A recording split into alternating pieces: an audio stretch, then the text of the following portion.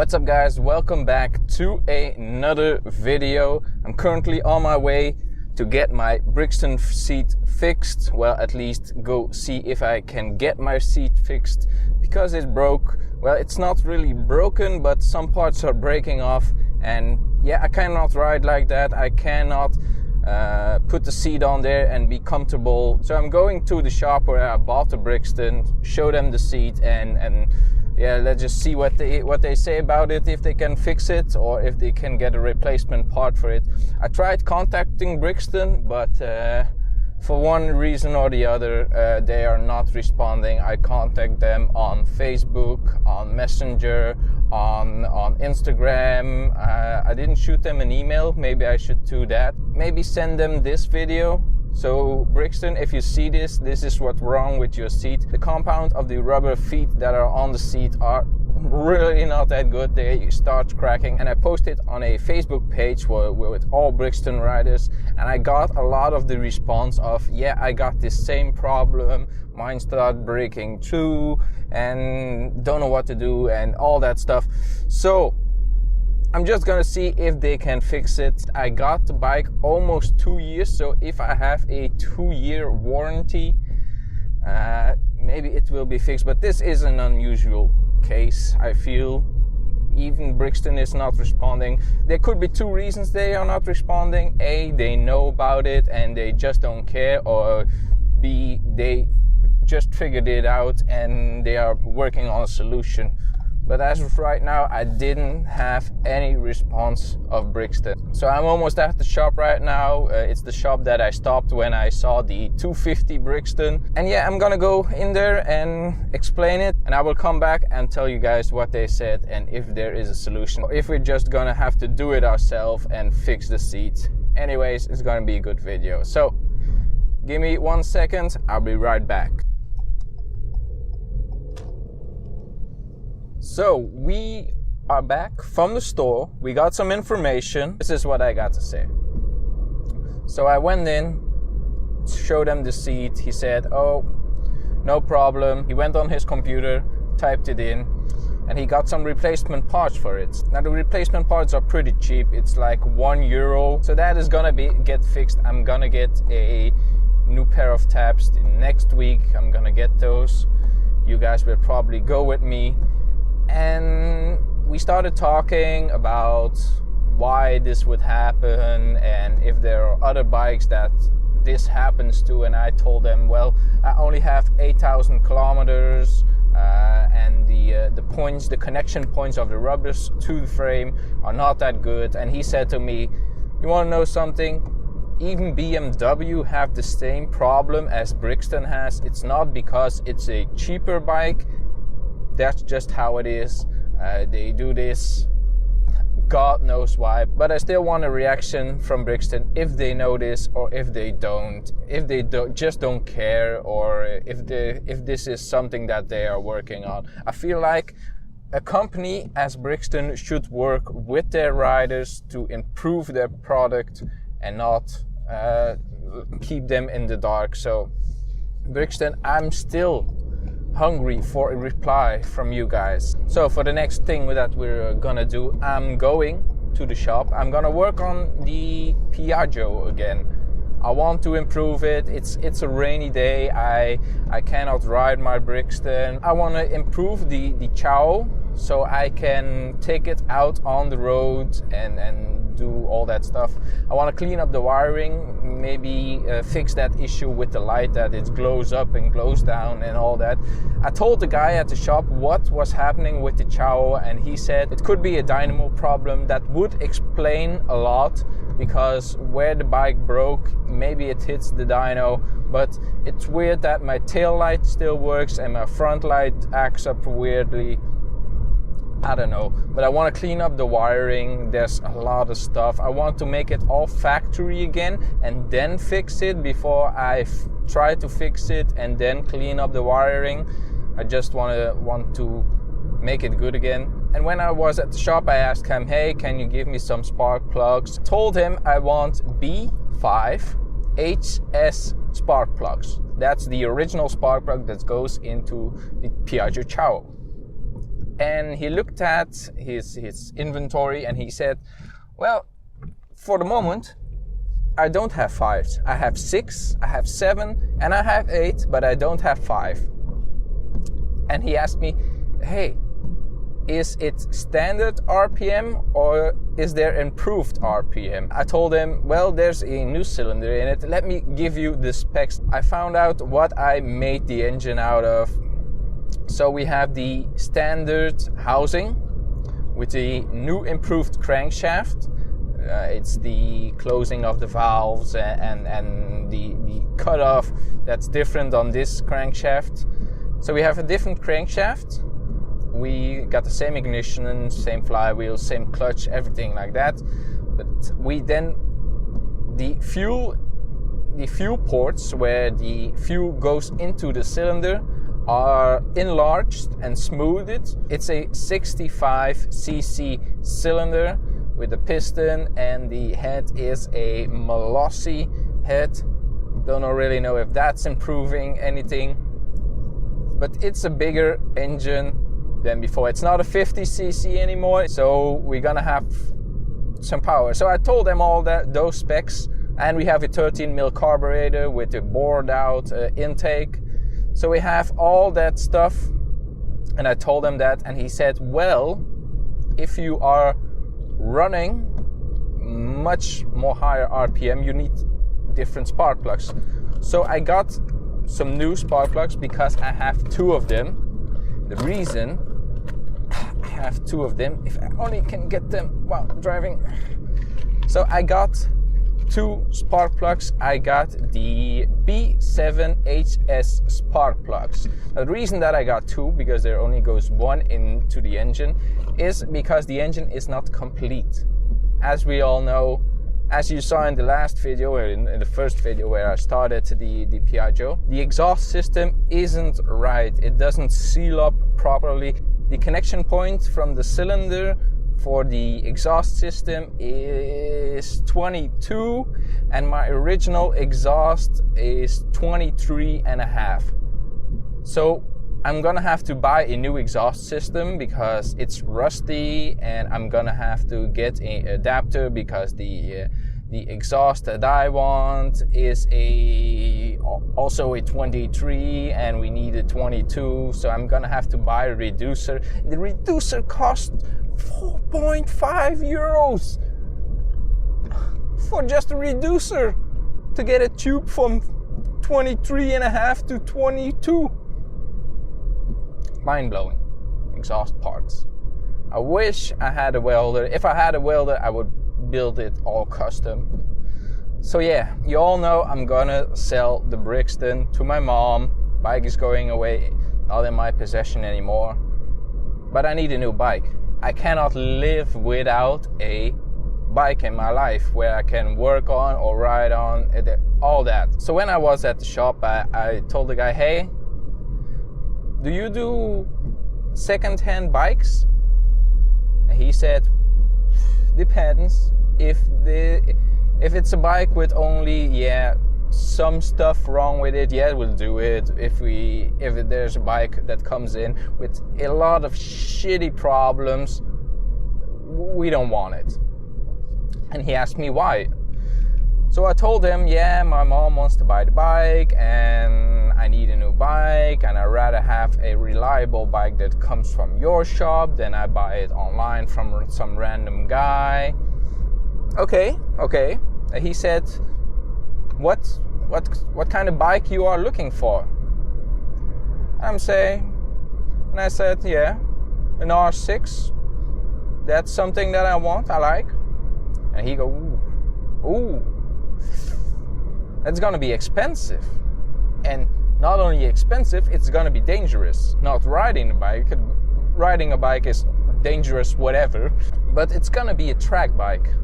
90% of the bikes they want to sell are track bikes. Bikes that have been rev limit all the way, and it's gonna be dangerous. If you ever have a second-hand bike, just give me a call. And he said, hey, wait a minute, I might have something here. He told me about a guy who's selling his bike because he got a new one, and he's selling his old one.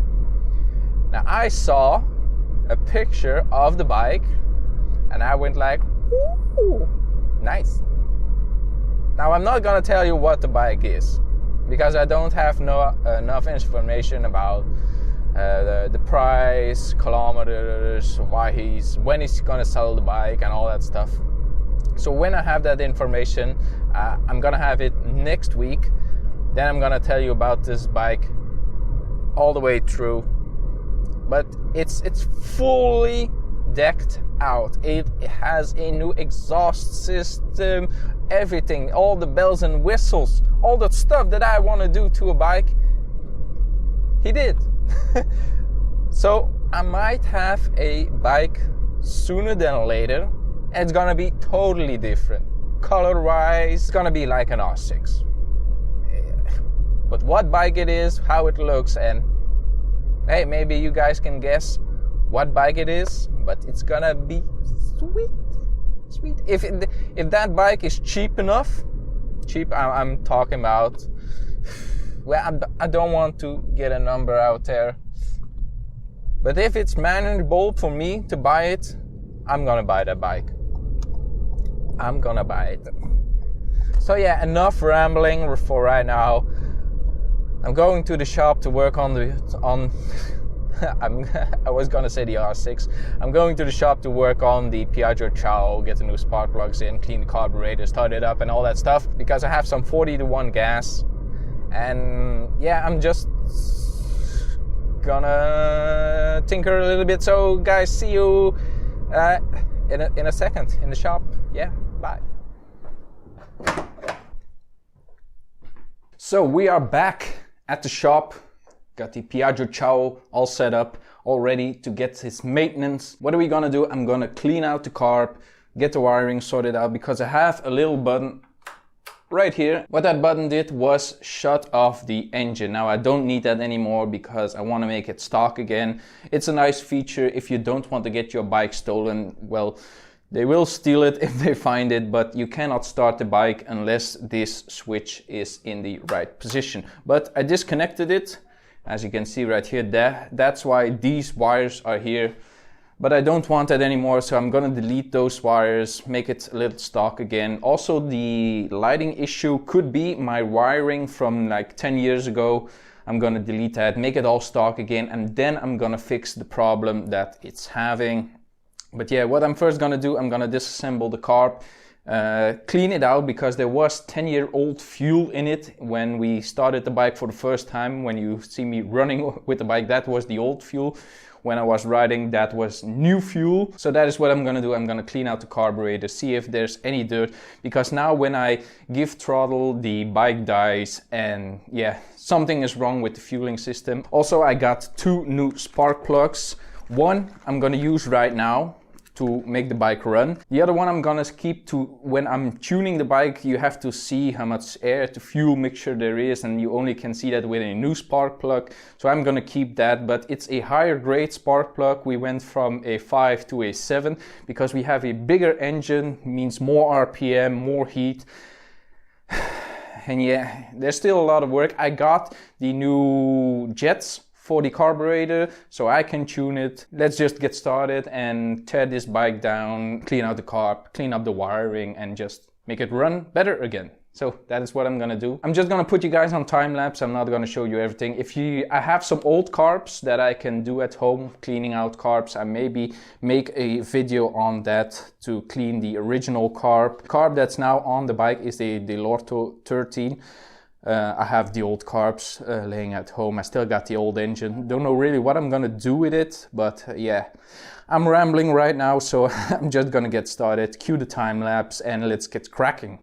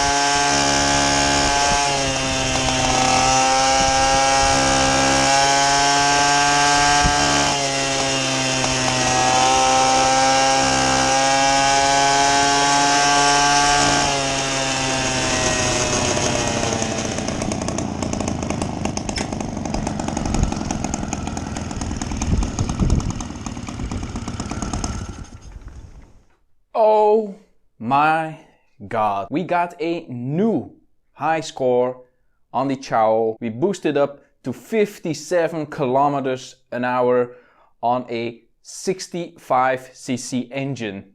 That's amazing, just from cleaning the car. Yeah, I'm happy about that. With a little tuning, I will get 60, 65, I hope so. But yeah, that is so amazing that this bike can do 57 kilometers an hour. The top speed before the new engine swap was 32 kilometers an hour. And yeah, now 57, purely amazing. So what I still need to do on the Ciao is the electrical system. The front light didn't work, that's why I didn't ride it as long as I wanted to. So the carb is clean, still need to fix the brakes. The brakes don't do nothing at all. They clamp up and yeah, it's so annoying if you cannot stop on 57 kilometers an hour. That is what I'm still need to do. But yeah, 57, that's a win in my book. So this is gonna be it for this video, guys. Hope you enjoyed it. Videos will be coming out on Friday from now because I have some more time to editing. Like, it's Saturday right now. I filmed the whole day.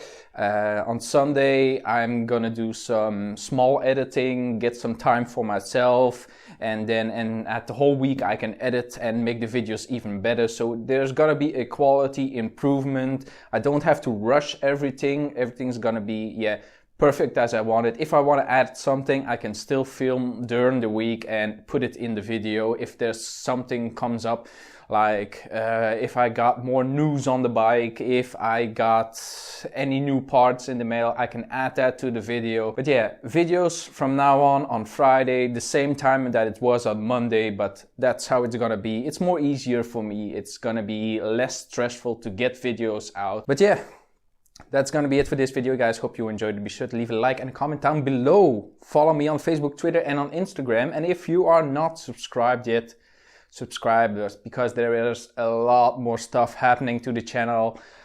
New bike, better bikes, fixing stuff, everything. I'm so excited. I got some new inspiration, some stuff that I'm working on the background.